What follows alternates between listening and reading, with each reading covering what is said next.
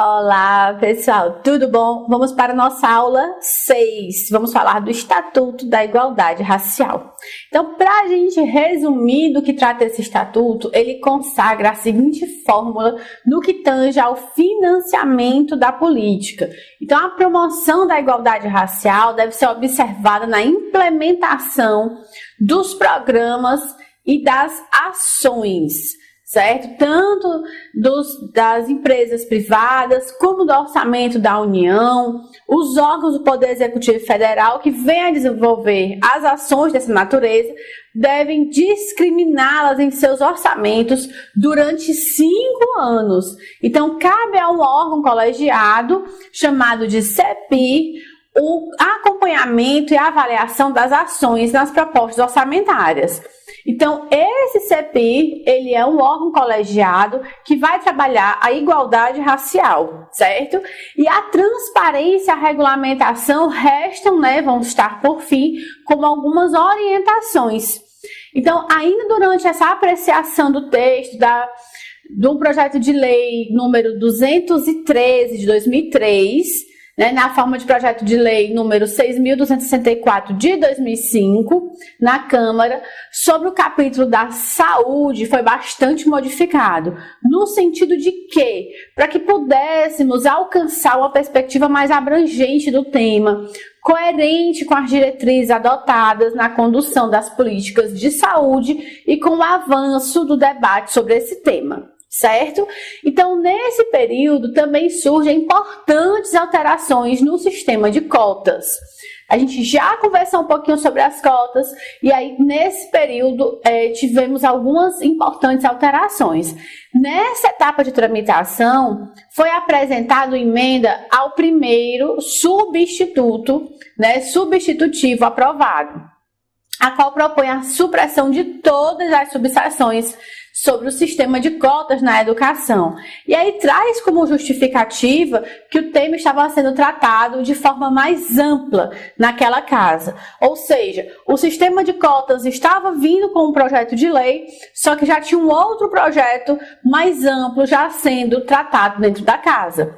Então, a relatoria, ela concorda em conceder caráter menos detalhado à norma, porém mantém a referência a programas de ação afirmativa para o preenchimento de vagas em instituições federais, de ensino superior e de ensino técnico, que é aquele nível médio. Então, nesse momento, nessa fase, também foi eliminada uma proposta de alteração que está na Lei 8.666, que é a nossa Lei de Licitações e Contratos. Por quê? Porque ela concedia um desempate ao licitante que tivesse um programa mais avançado de promoção da igualdade racial dentro da sua instituição. Tranquilo? Para a gente seguir com o tema, entenda que ainda na Câmara é concedido caráter geral ao tratamento da questão quilombola. O que acontecia?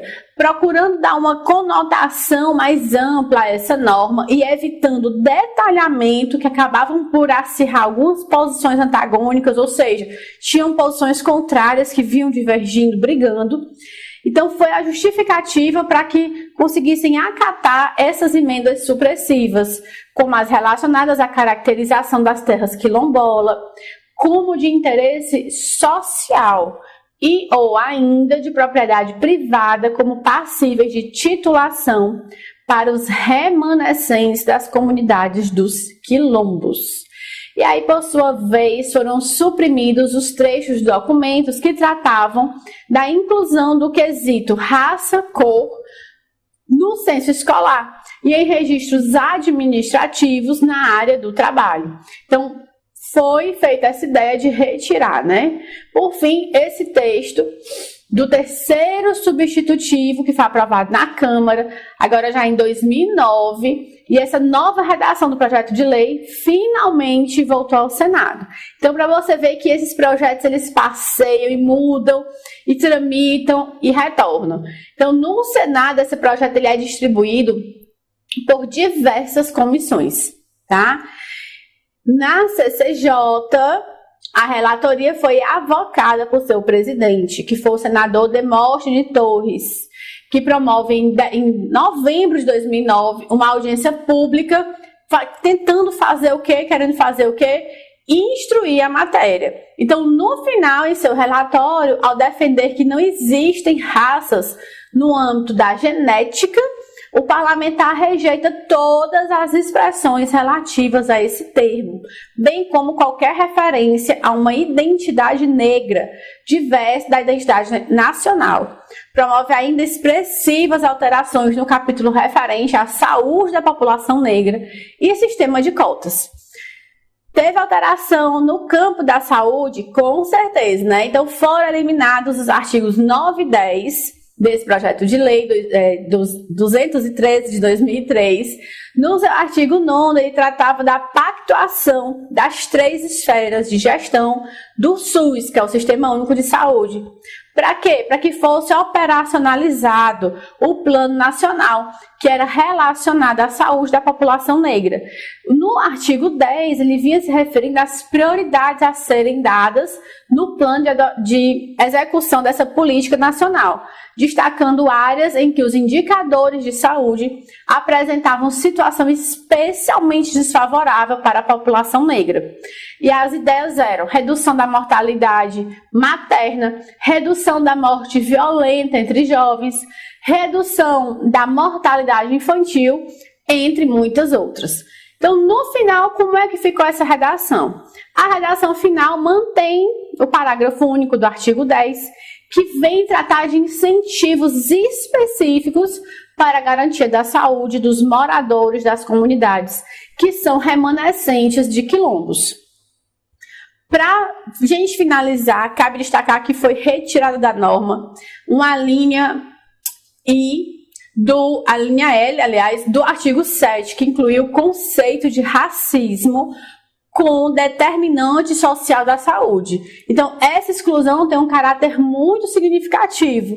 Por quê, professora? Porque o reconhecimento do racismo como um dos determinantes das condições de vida da população negra que justifica a existência de uma política de saúde para esta população, ancorada, dentre outros, no princípio de utilização da epidemiologia para o estabelecimento de prioridades, a alocação de recursos e a orientação programática. Então, entenda o seguinte: sempre que a gente vai ter um estatuto em mãos, significa que já rodaram vários e vários projetos de lei. Então, os projetos de lei, eles caminham, alteram outras leis, vem a vigorar uma parte, outra vai ser rejeitada. Quando se fundamenta que tem a ideia concretizada, aí, nesse momento, é lançado um estatuto, certo? Qual é o problema aqui? É porque nós temos que visualizar, em relação às cotas, como a gente conversou, que não é um problema de parte da sociedade, não é uma situação isolada.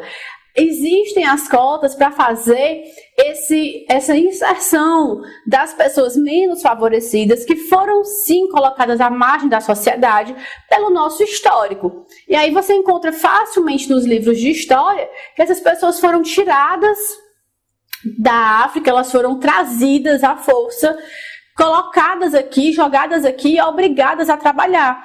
Então elas perderam laço com seus familiares, amigos, perderam suas moradias e ao chegarem aqui foram forçadas a trabalhar, a conviver com outros negros que eles não tinham contato e foram perdendo aquela sua cultura, foram perdendo uma boa parte da sua própria história. E aí muitos perguntavam assim, por que depois não voltaram? Como é que volta? Depois que você passa 2, 3 gerações no local, você se adapta à língua, aos costumes, você não sabe como volta, para onde volta, como é que você vai chegar lá, vai falar o quê? Com que dinheiro você viaja? Então, tudo é uma dificuldade que hoje a gente precisa enfrentar, né? Sabendo que isso existe, precisamos enfrentar e fazer essa inclusão real. E não inclusão para fazer de conta. As cotas não estão aqui para fazer de conta. Estão aqui para fazer uma inclusão real. E o atendimento no Serviço Único de Saúde, no SUS, É para quê? É para que sejamos todos tratados de forma igual. Tranquilo? A gente fecha por aqui, pessoal. Muita informação. Eu te aguardo na nossa próxima aula. Um forte abraço para você.